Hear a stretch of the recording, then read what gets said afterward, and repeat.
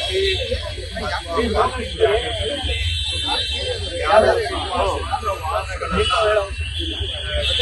ಬಿಟ್ಬಿಟ್ಟಿದ್ದಾರೆ.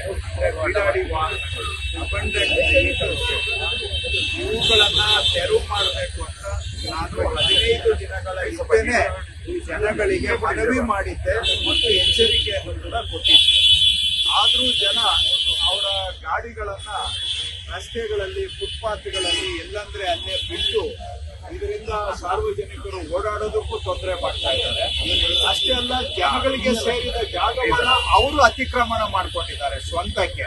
ಮತ್ತೆ ಈ ವಾಹನಗಳು ನಾವು ಇದು ತಿಂಗಳುಗಟ್ಟಲೆ ಇಲ್ಲೇ ಬಿಟ್ಟು ಹೋಗಿರ್ತಾರೆ, ಯಾರಿಗೆ ಏನಾಯಿತು ಅಂತ ಗೊತ್ತಿಲ್ಲ. ಇದರಿಂದ ಬೆಂಗಳೂರಿಗೆ ಜನಕ್ಕೆ ಓಡಾಡೋದು ಕಷ್ಟ. ಮತ್ತೆ ಸಾರ್ವಜನಿಕರಿಗೆ ಸೇರಿದ ಜಾಗ ಅವರು ಸ್ವಂತಕ್ಕೆ ಅತಿಕ್ರಮಣ ಮಾಡ್ಕೊಳ್ಳೋದು ಕೂಡ ಕಾನೂನು ಉಲ್ಲಂಘನೆ. ಇದಲ್ಲದೆ ಎಲ್ಲಂದ್ರೆ ಅಲ್ಲಿ ಗಾಡಿಗಳನ್ನ ಬಿಟ್ಟು ಆಕ್ಸಿಡೆಂಟ್ಗಳು ಆಗ್ತವೆ. ನೋಡೋದಕ್ಕೂ ಕೂಡ ಬೆಂಗಳೂರು ಅಸಹ್ಯವಾಗಿ ಕಾಣಲಿಕ್ಕೆ ಇದು ಒಂದು ಕಾರಣ. ನಾನು ಕಳೆದ 15 ದಿನಗಳ ಹಿಂದೆನೆ ಇದನ್ನ ಸಾರ್ವಜನಿಕವಾಗಿ ನಾವು ಎಚ್ಚರಿಕೆಯನ್ನ ಕೊಟ್ಟಿದ್ವಿ. ಈ ಬೀಡಾಡಿ ಗಾಡಿಗಳನ್ನ ನಾವು ನಿರ್ಮೂಲನೆ ಮಾಡೋ ಕಾರ್ಯಾಚರಣೆ ಮಾಡ್ತೇವೆ ಅಂತ.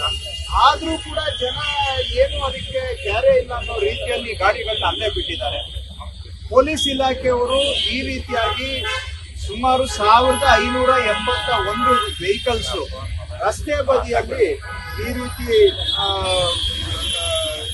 ಬಿಟ್ಟಿರುವಂತಹದನ್ನ ಅವರು ಈಗಾಗಲೇ ಗುರುತಿಸಿದ್ದಾರೆ.